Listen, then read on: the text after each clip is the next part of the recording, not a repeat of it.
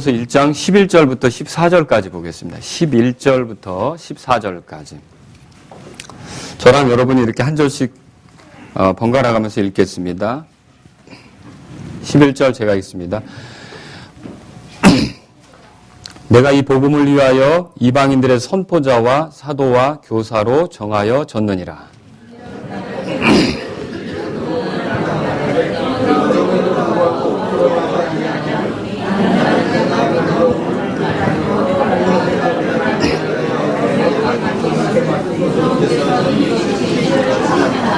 너는 그리스도 예수님 안에 있는 믿음과 사랑 안에서 내게 들은 건전한 말씀들의 그 틀을 굳게 붙들고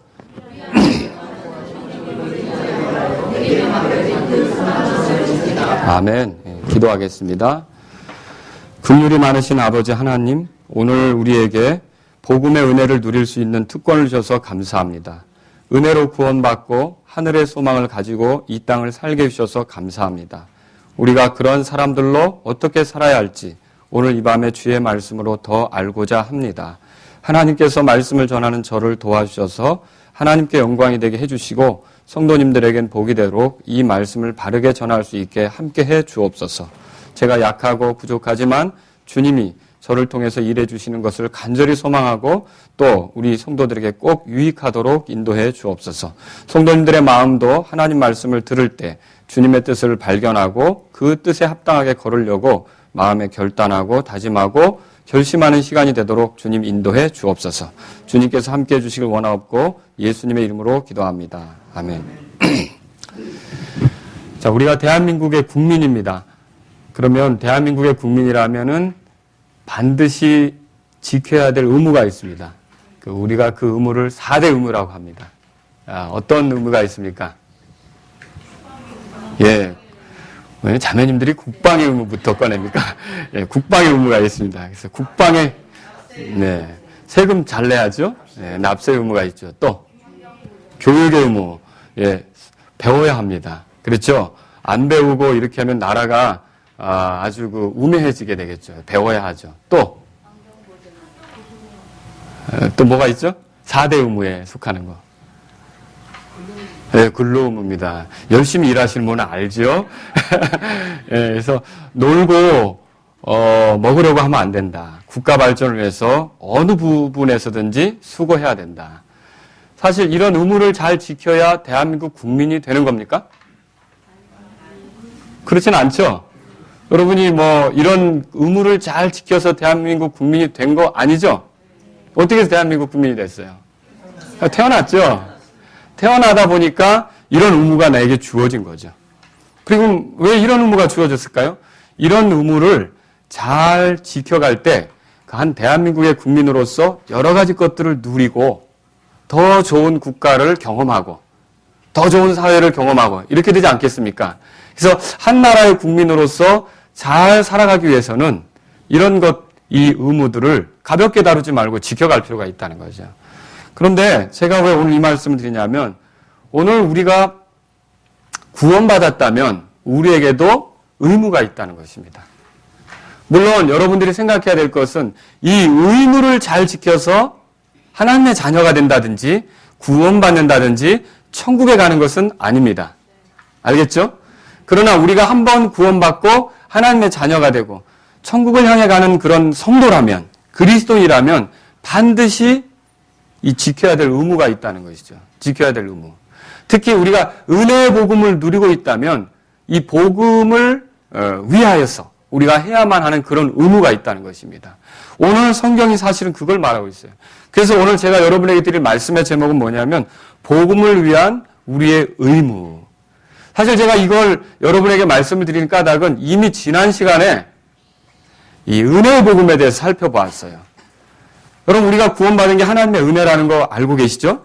얼마나 귀한 일입니까? 은혜가 없었으면 우리는 구원받을 수가 없었습니다. 하나님께서 세상이 시작되기 전에 그리스도 안에서 가지셨던 그 은혜와 목적에 따라 우리를 구원하신 거죠. 그리고 마침내 예수 그리스도께서 나타나심을 통해 이 구원의 은혜가 얼마나 풍요로운지를 우리에게 드러내 주신 거 아닙니까? 사망을 패하시고 또 썩는 것들이 사라지게 하시고 그렇죠. 우리에게 이런 그 놀라운 은혜를 가져다 주신 주님을 생각할 때 은혜의 복음을 누리고 있다면 그러면 우리가 이 은혜의 복음을 누리고 있는 사람으로서 복음을 위해서 우리가 할 일은 무엇인가?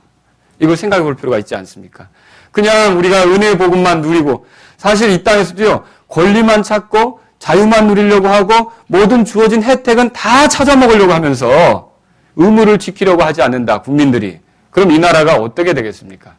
아주 형편없게 되겠죠. 어수선하게 되겠죠.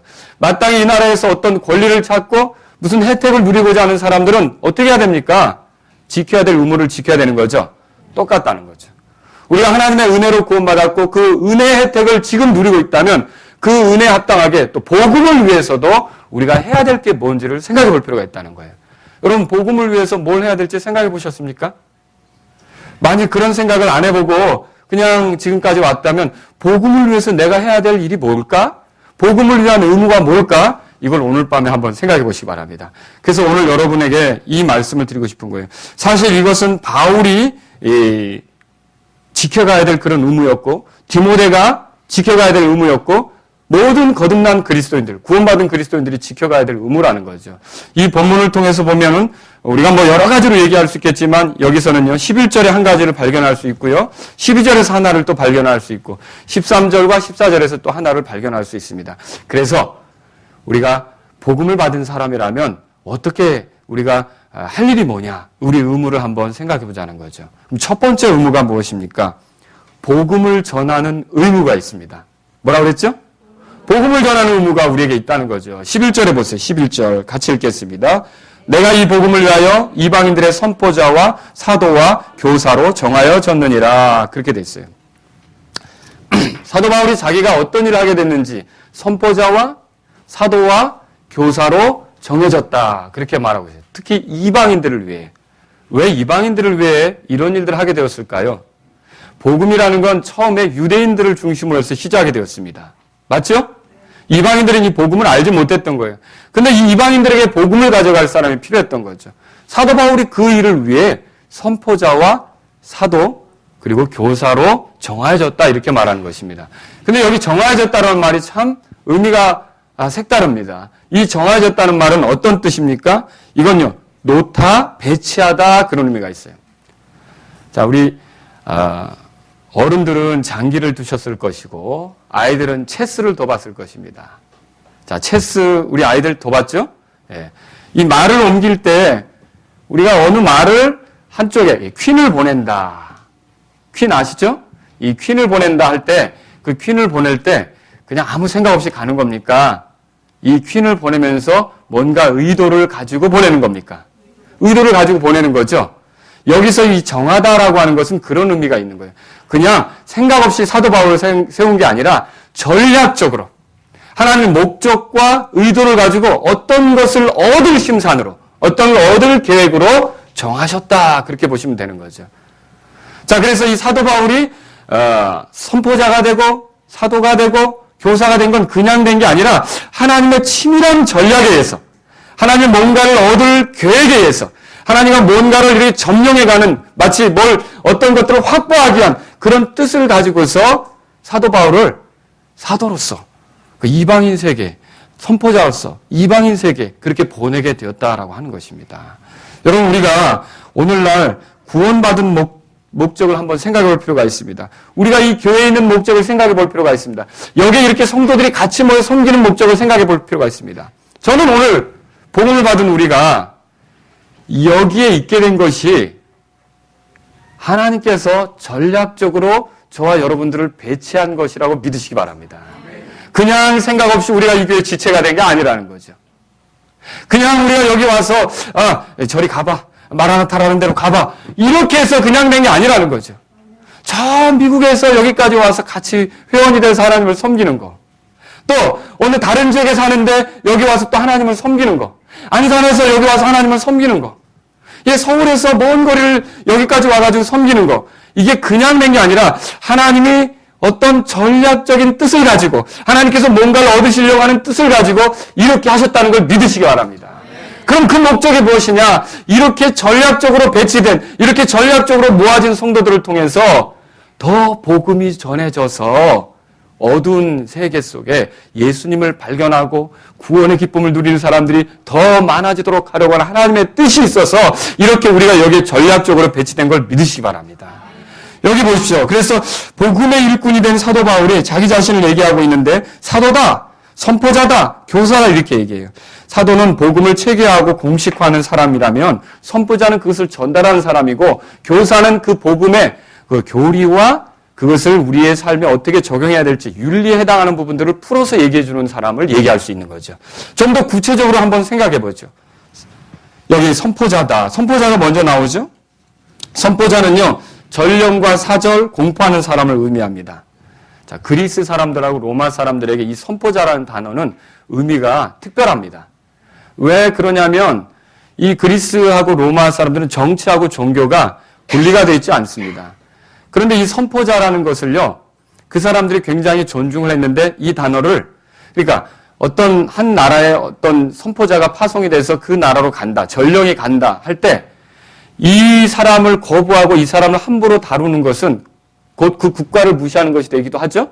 근데 그 국가만 무시하는 게 아니라 마치 그 나라에 어떤 신이 있을 거 아닙니까? 그럼 그 신의 진노를 일으키는 일이라고 생각을 한 거예요.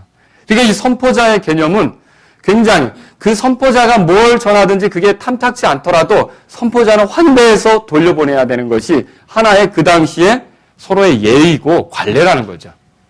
그래서 이 선포자는요, 전쟁이 일어나는 중에도 들어갈 수가 있어요. 그래서 평화하자고 선포할 수 있습니다.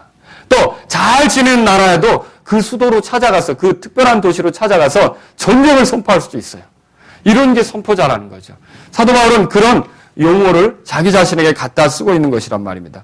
그래서 바울이 자기 자신을 선포자라고 하는데 상황이 어떻든 형편이 어떻든 내가 존중받아 마땅한 복음을 들고 가는 사람이라는 걸 여기서 얘기하고 있다는 거죠. 여러분, 그런데도 불구하고 세상은 사실은 우리에 대해서 존중하진 않잖아요. 그렇죠? 그러나 우리가 기회를 얻는 대로 이 예수님을 전하는 그런 정말 그런 위치에 있는 사람들이라는 것을 알 필요가 있는 것입니다. 그래서 사도 바울은 지금 여기서 우리가 반대되는 상황이든 좋아 보이지 않는 상황이든 복음을 전하고자 해야 하는 것을 여기서 말하고 있는 거죠. 기회를 선용해서 가서 전해야 돼요.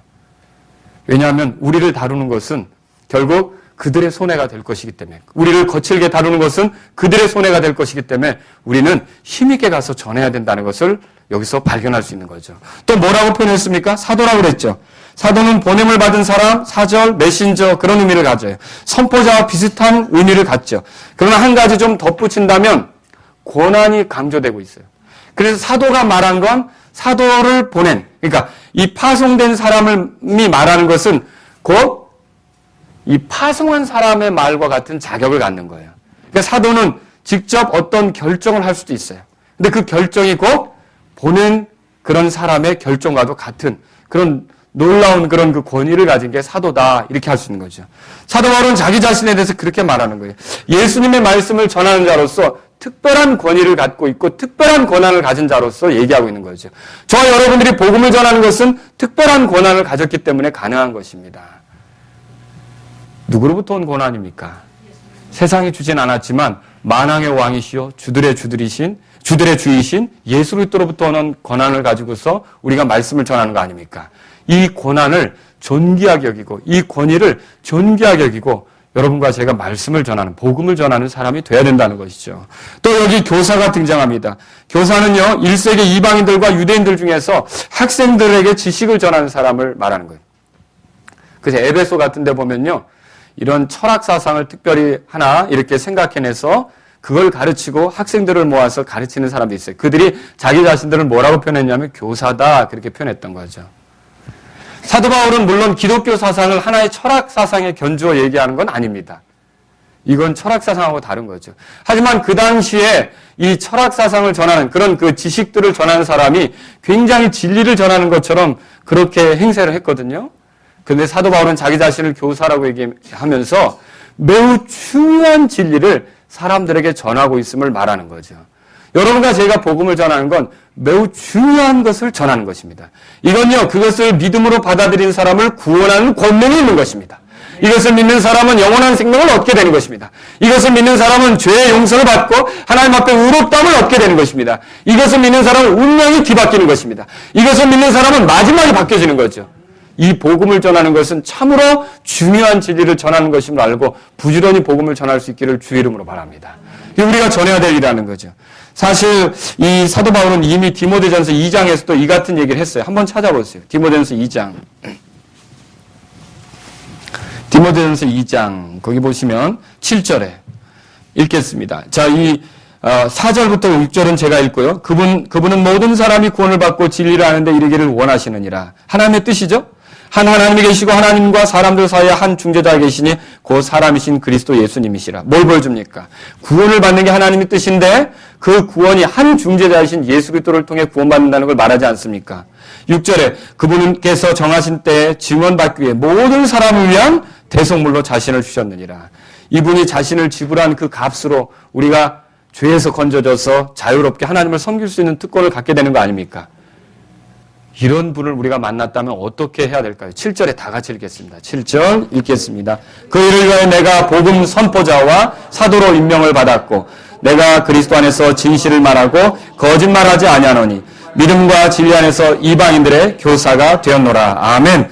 그래서 바울은 자기 자신에게 복음 전할 의무가 있다는 걸 고백하고 있고요. 디모데에게도 복음 전할 의무가 있다는 걸 상기시키는 거예요. 그래서 디모데에게 뭐라고 말했습니까? 때를 얻든지 못 얻든지 하나님 말씀을 선포하라 그랬잖아요. 그렇죠? 자, 그런데요, 이건 바울이나 디모데에게만 주어진 게 아닙니다. 사실 어떤 사람이 복음을 전하면 더 특별하게 하나님이 역사하셔서 많은 회심자를 얻게 되는 현상이 나타나기도 합니다. 하나님께서 그 특별한 선물을, 이 성령의 선물을 그에게 주셔서 그가 설교하면 더 많이 회심하고 그가 상담하면 많은 사람들이 무릎을 꿇고 주 예수님을 영접하고 이런 일이 있을 수 있죠. 그런데 모두가 다 그런 건 아니잖아요. 그럼에도 불구하고 우리가 은혜의 복음을 받은 사람이라면 결과야 어떠하든지 우리 모두는 다 복음을 전한 의무가 있다는 걸 믿으시기 바랍니다. 저 여러분들 복음 전할 의무가 있어요. 이 의무를 잘 이행하는 것이 복음을 받은 사람답게 사는 것이라는 걸 믿으시기 바랍니다. 두 번째 의무를 소개합니다. 두 번째 의무는 12절에 나오죠? 12절에 한번 읽어보겠습니다. 12절에. 이런 까닭에 나도 이 일들로 고난을 당하되 그럼에도 불구하고 부끄러워하지 아니하노니 나는 내가 믿어온 분을 알며 또 내가 그날을 대비하여 그분께 맡긴 것을 그분께서 능히 지키실 줄 확신하노라. 이런 까닭에, 이런 복음을 전하는 그런 까닭에 뭐예요? 고난을 당하되 그렇게 얘기하고 있어요. 자, 두 번째는요. 복음을 위해 고난을 당할 의무가 있어요. 뭐라고요? 복음을 위해서 고난당할 의무가 있다는 거죠. 그러니까 사도 바울은 지금 어디 있습니까? 로마 감옥에 갇혀 있는 거죠. 이것도 고난당하는 한 모습이 아닙니까? 자, 그러면 왜 복음을 전할 때 고난을 당합니까? 여러분 생각해 보셨습니까? 사실은요, 이 은혜 복음이 사람들의 기분을 되게 상하게 합니다. 왜 목사님 은혜 복음이 사람들의 기분을 상하게 합니까?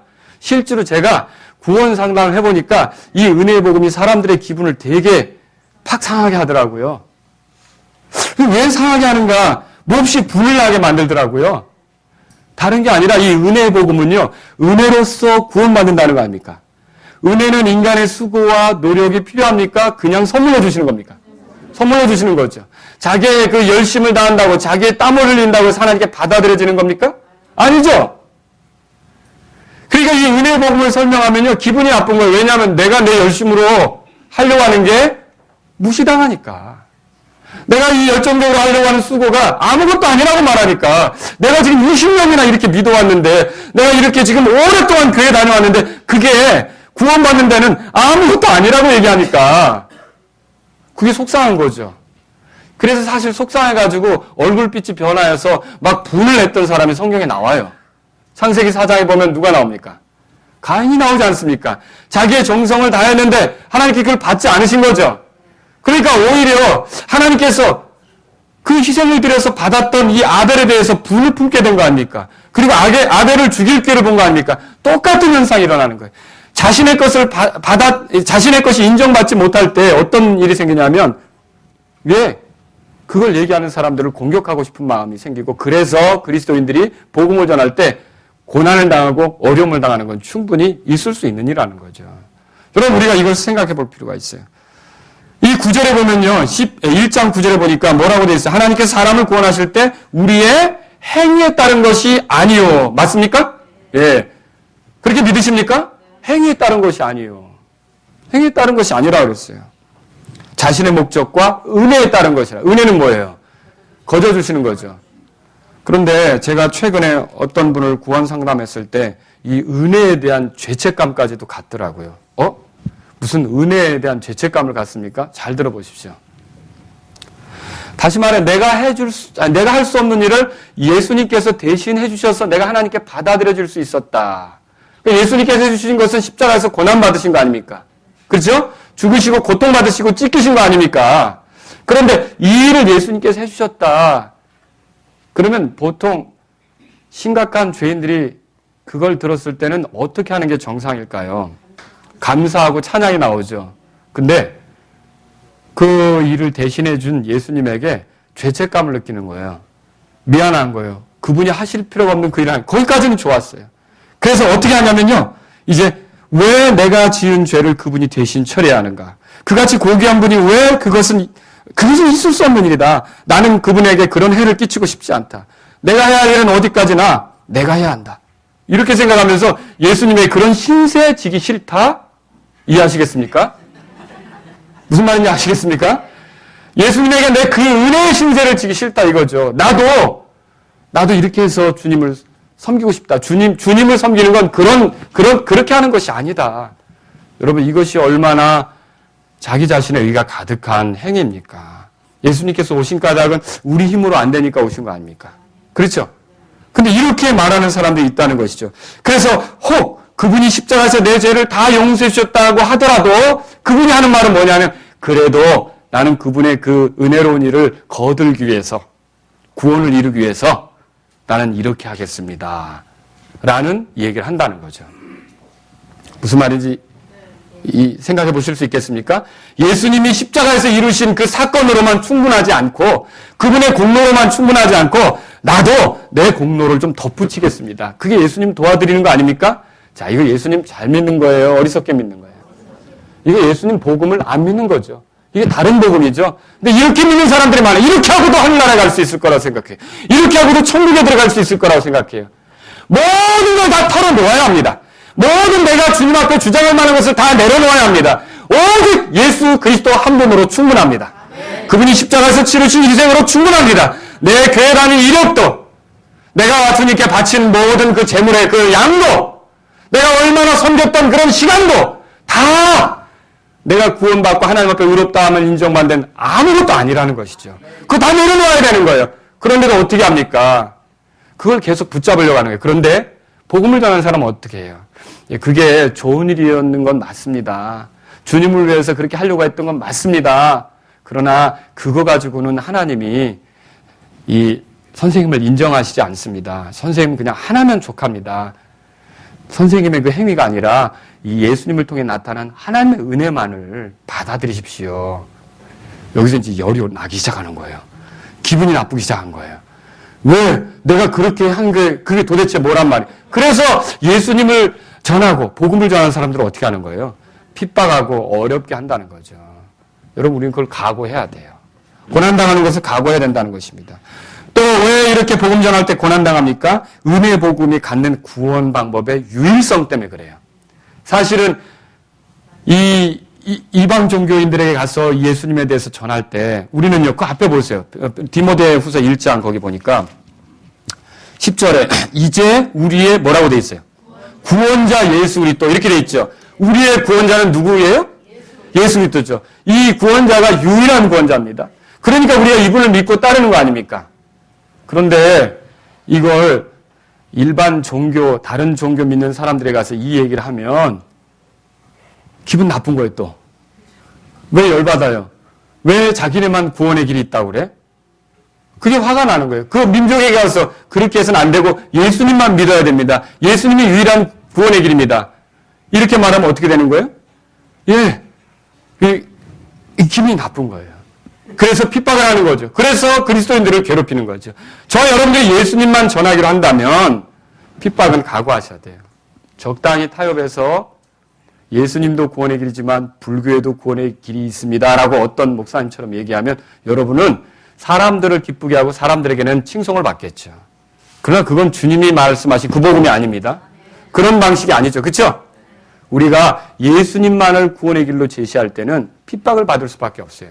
놀랍지 않습니까? 다른 종교들 사이에는 별로 싸움이 없어요. 서로 대화해요. 서로 같이 기도 모임도 해요. 서로 상생하자는 거예요.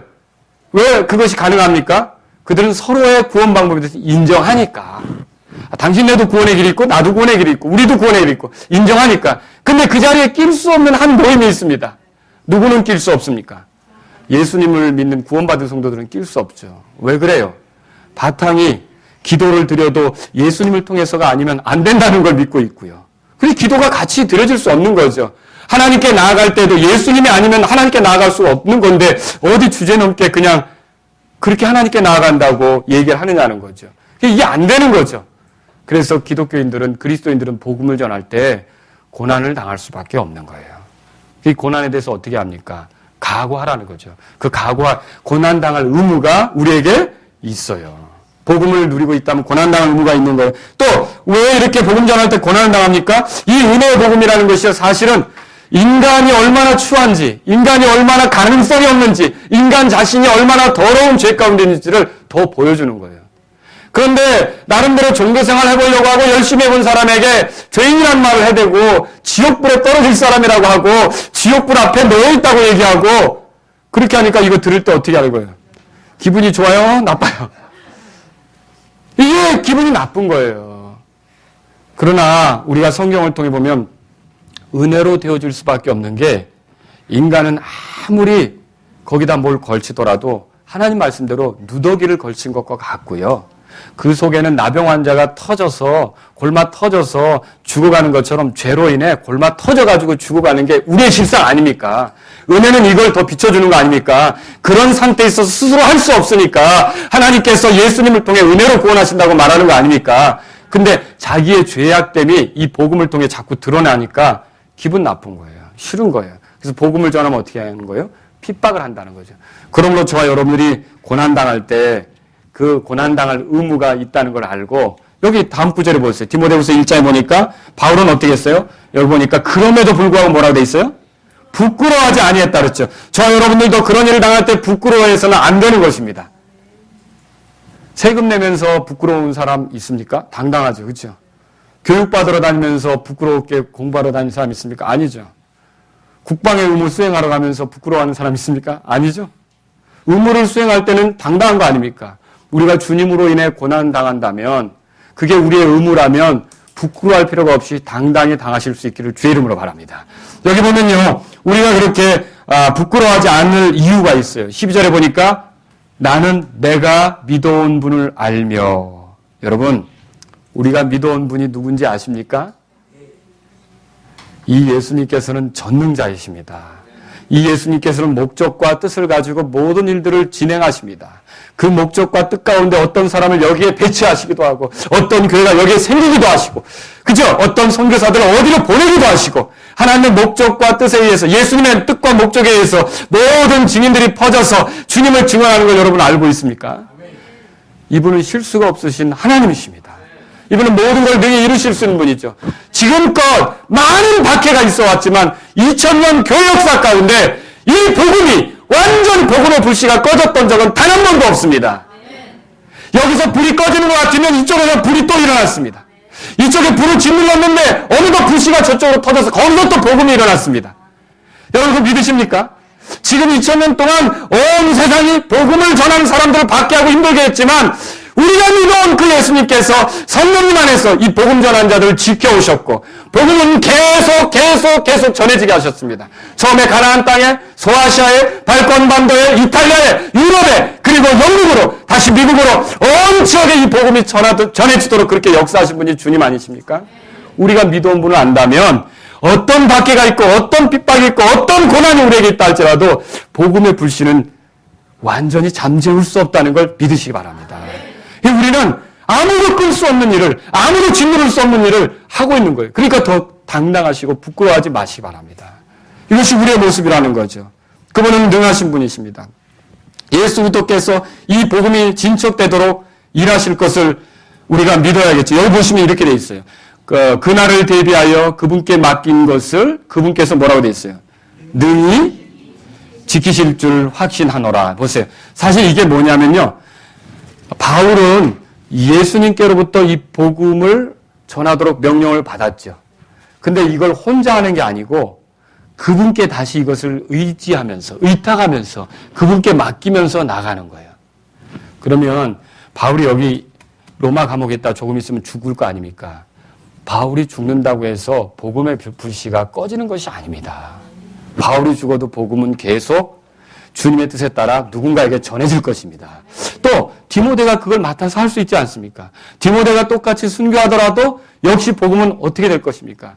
바울이 죽을 때 복음이 끝나고 디모데가 죽을 때 복음이 끝났다면 어떻게 우리에게까지 복음이 오느냐 말이죠.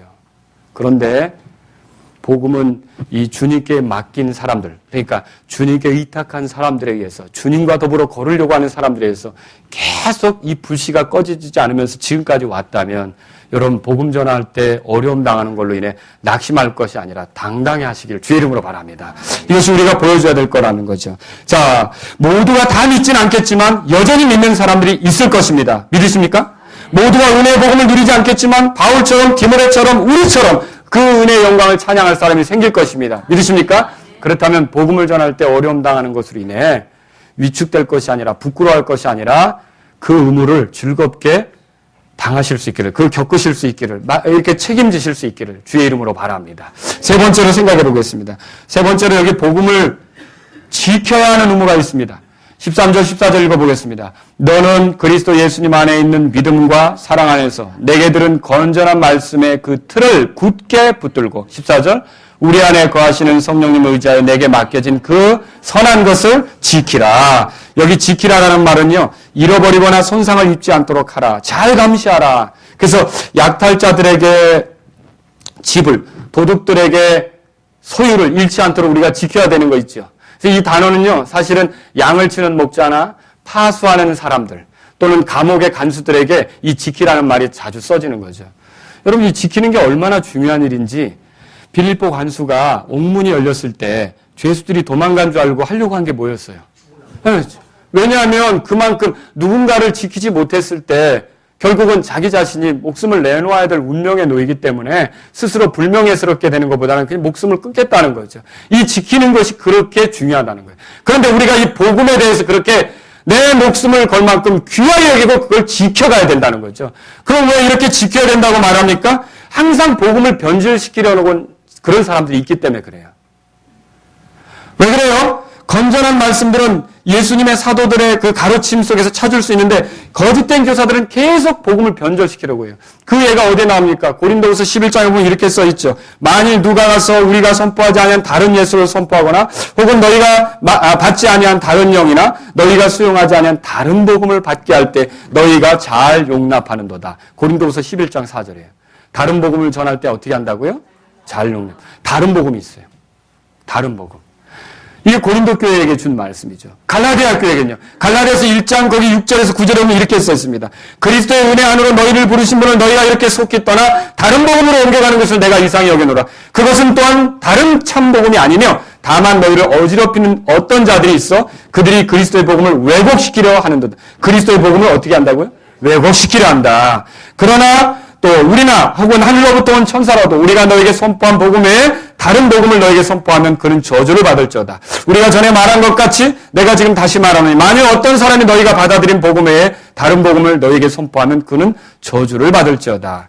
그래서 어떤 사람들이 다른 복음을 선포하려고 한다는 거죠. 이 마지막 때도 그래요. 다른 복음을 선포하려고 하는 사람들이 있어요. 그래서 마라나타 침례교회 우리들은요.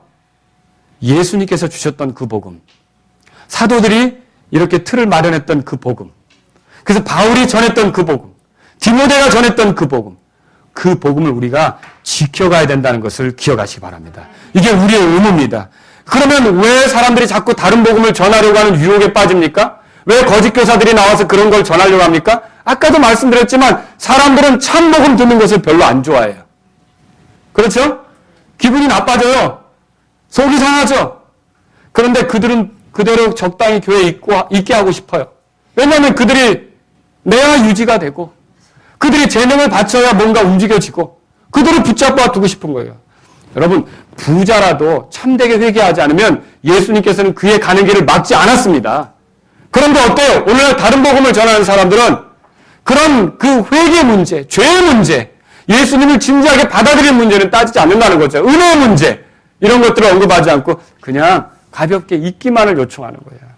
그러다 보니까 이 다른 복음에 의해서 구원의 확신도 없이 자기 열정으로만, 자기 노력으로만 움직이는 사람들이 얼마나 많습니까? 그러므로 우리가 이때에 이 건전한 하나님의 말씀의 틀을 가져가는 게 필요하다는 거죠. 이 성경 말씀 보세요. 그래서 13절에 내게 들은 건전한 말씀들의 그 틀을 굳게 붙들고 그렇게 써 있는 거예요. 여기 건전하다라는 말은요, 이렇게 번역이 되기도 했어요. 한번 찾아보겠습니다. 누가복음 7장입니다. 누가복음 7장. 누가복음 7장.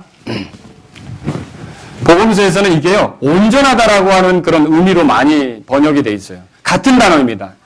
10절에 보세요. 같이 읽겠습니다.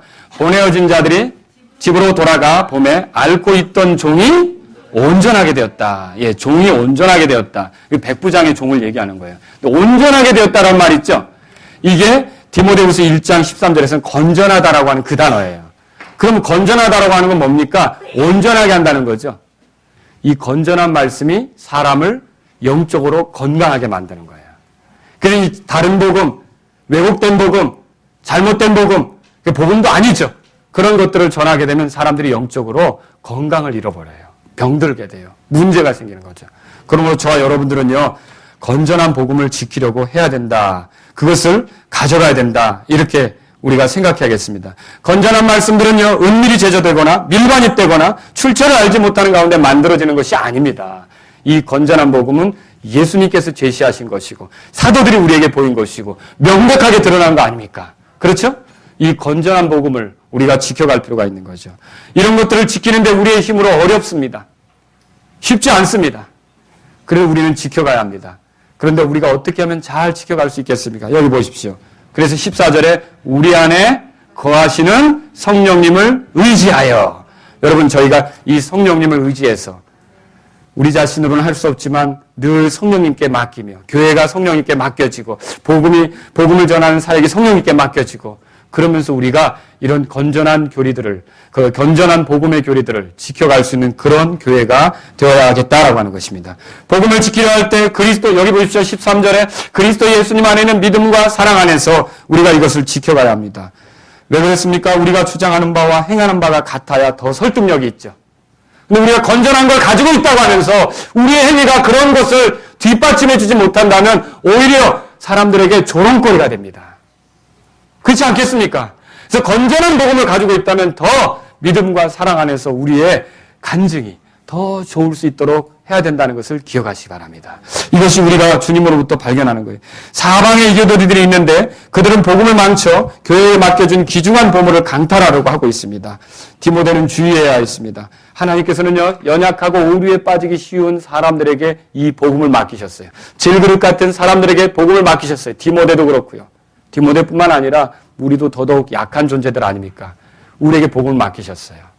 우리는요, 성령님을 의지해서 이 복음을 지켜가려고 하는 사람들이 되어야 합니다. 이것이 우리의 의무라는 거죠. 자, 이 말씀을 통해서 여러분이 좀 정리하도록 몇 가지 말씀드립니다. 그리스도인은요, 첫 번째로요, 복음의 혜택만을 누리는 자가 아니라 복음의 의무에 대해서도 충실해야 된다는 것을 기억하시기 바랍니다. 한 나라의 국민이 자유와 권리를 누리면서 한편으로 의무를 이행해야 하듯이 구원받은 우리도 이 은혜를 누리는 가운데 이 은혜의 복음이 우리에게 위탁한 그 의무에 대해서 가볍게 생각하지 않기를 주의 이름으로 바랍니다. 그래서 우리는 복음을 위해 시간을 드릴 필요가 있습니다. 복음을 지키고 복음을 전하고 복음을 위해서 우리가 물질을 드릴 필요가 있습니다. 그리고 복음 사업이, 그 하나님의 일들이 진척되는 것을 위해서 우리는 또 헌신할 필요가 있습니다. 열정을 보일 필요가 있죠. 재능을 드릴 필요가 있어요. 자, 누군가는 과거에 그렇게 했기 때문에 그렇게 했죠. 그래서 오늘 우리가 구원받은 거 아닙니까? 오늘 우리가 여기서 하나님을 섬길 수 있는 거 아닙니까? 그렇다면 우리가 빚진 자의 심정으로 이 복음의 의무에 대해서, 복음 전하는 의무에 대해서, 복음을 위해서 고난받는 의무에 대해서 이 복음을 지키는 의무에 대해서 가볍게 생각하지 않고 이 의무를 지켜가려고 하는 저와 여러분들이 될 수 있기를 주의 이름으로 바랍니다. 또 그리스도인은요, 자신을 두신 위치에서 복음의 의무에 충실해야 합니다. 여러분과 저를 마라나타 침략에 두셨다면 나를 이곳에 배치하셨다는 믿음을 가지십시오. 복음을 위해서. 누군가 이 복음을 통해 하나님께 나오도록 하기 위해서 나를 여기 두신 거예요. 여러분, 우리가 장기 같은 거 둘 때 말을 이렇게 옮기는 것처럼 저를 이 마라나타 침략의 이 지역에 두신 것은 이 주변 지역의 사람들에게 복음이 전해지도록 하기 위해서 있게 한 거 아닙니까? 나를 여기 있게 한 것을 가볍게 생각하지 않기를 바랍니다. 귀하게 여기십시오. 그래서 방관자가 아니라 구경꾼이 아니라 내가 여기 있게 된 것은 이 마라나타라는 교회, 이 교회 모임 안에서 복음을 전하는 일을 위해 함께하도록 나를 여기 있게 하셨다는 걸 믿으시기 바랍니다. 그리고 그렇게 살아가야죠. 나를 어느 직장에 보내셨다면 그 직장에서 내가 단지 돈을 벌기 위한 그런 사람이 되도록 하기 위해서 그 직장에 둔 게 아닙니다. 믿지 않는 사람은 그렇게 생각할지 몰라요. 그러나 믿는 저와 여러분들은 그런 뜻으로만 거기 있는 것이 아니라 왜 주님께서 나를 그 위치에 두셨습니까? 왜 나를 거기로 보내신 것입니까? 누군가는 나를 통해서 내가 믿음과 사랑 안에서 복음을 지켜가는 모습을 보면서 내가 성령님을 의지해서 이 복음을 지켜가는 모습을 보면서 누군가는 예수님을 알도록 하기 위해서 그렇게 된 거 아닙니까? 내가 있는 위치에서 예수님을 전하는 것이 나의 그 마땅한 일이라는 것을 알고 충직하게 그렇게 할 수 있기를 주의 이름으로 바랍니다. 세 번째로 드리고 싶은 말씀이 있습니다. 그리스도는 고난을 각오하고 복음의 의무에 대해서 충실해야 합니다. 어느 때나 복음을 전하는 사람들은 세상으로부터 환영받지 못하게 되어 있습니다. 그렇죠? 그들이 왜 그렇습니까? 이 믿지 않는 사람들이 믿는 걸 흔들고 있죠. 그들이 붙잡고 있는 거 아니라고 치우라고 하고 있죠. 실제로 집에다 부적 붙여놓고 불상 갖다 놓고 이렇게 아니면 신상 갖다 놓고 이런 사람들이 예수님 전할 때 여러분들이 결국은 하게 되는 일이 뭐예요? 다 치우세요. 다 치우세요 아닙니까? 그렇죠? 근데 그거 치우기가 그렇거든요. 그래서 그 소리 듣기 싫거든요. 그거 어때요? 우리가 핍박받고 고난받을 수 있다는 거죠. 그럼에도 불구하고 저와 여러분들은 그 고난을 각오하고 타협하지 않고 우리가 말해야 될 걸 말해야 된다는 거죠. 하나님의 진노가 있다고 말해야 됩니다. 하나님의 심판이 있다고 말해야 됩니다. 그분은 거룩하신 분이라고 말해야 합니다. 그분이 사랑이신 건 맞지만 또한 공의로우신 분이라는 것도 말해야 합니다. 그분이 이제 사람들을 심판하실 때 지옥에 떨어질 사람들이 있다는 걸 얘기해야 합니다. 또 불심판이 있다는 것을 얘기합니다. 회개하지 않으면 안 된다는 것을 촉구해야 합니다. 여러분, 우리가 타협하지 않고 사람들에게 예수님에 대해서 전해줘야 되지 않겠습니까? 주님은 이런 사람들을 찾고 있습니다. 오늘날 우리가 복음에 대해서 주의해야 할 필요가 있습니다. 그래서 우리의 삶이 복음의 진척을 가져오는데 함께하려고 하는 뜻이 있어야 되는 거죠. 그래서 내 말, 내 행동 이런 것이 복음의 증대를 가져오는 방향으로 우리가 해야 하는 거예요. 고린도전서 6장에서 왜 믿지 않는 사람들에게 그리스도인 간의 송사를 맡기지 말라 그랬습니까? 여러분, 우리는 어떤 말을 믿지 않는 사람들에게 할 때 여러분이 교회에서 있었던 힘든 일, 속상한 일, 믿지 않는 사람들에게 직장에 가서 동료들에게 얘기한다고 생각해 봤어요. 그러면 그 사람들이 나중에 교회에서 그런 일이 있었어? 교회에 대한 마음이 열리겠습니까? 닫히겠습니까? 스스로 그렇게 닫으면서 어떻게 복음을 전하려고 합니까? 우리는 복음 전할 의무가 있다는 걸 알아야 돼요. 교회에서 속상한 일이 있으면 속상한 일 없이 어떻게 교회 다닙니까? 한번 보세요. 천사인지 아닌지 옆에 사람들. 속상한 일 없이 우리가 교회 당할 수 있겠습니까? 왜 인사를 안 하지? 왜 저렇게 나에게 무거운 짐을 지우지? 왜 저런 언사가 저렇지? 여러분, 우리가 그럴 때는 더 그 사람을 위해서 기도할 기회고 주님께 맡겨야 되고 또 주님의 도우심을 구하면서 복음의 능력이 나타나도록 아뢰며 가야 될 것이지, 그런 것들을 세상에다가 이야기하고 세상에다가 떠벌리고 교회가 참 그렇더라, 그리고 이것은 아니라는 것이죠. 복음을 위해서 살고자 한다면 그 사람이 구원받을 것을 염두에 두고서 그 사람이 언젠가 이 복음을 받아들이고 이 교회에 오게 될 것을 생각하면서 우리의 말이나 행동이나 모든 것들을 조심스럽게 가져갈 수 있는 저와 여러분들이 될 수 있기를 주의 이름으로 바랍니다.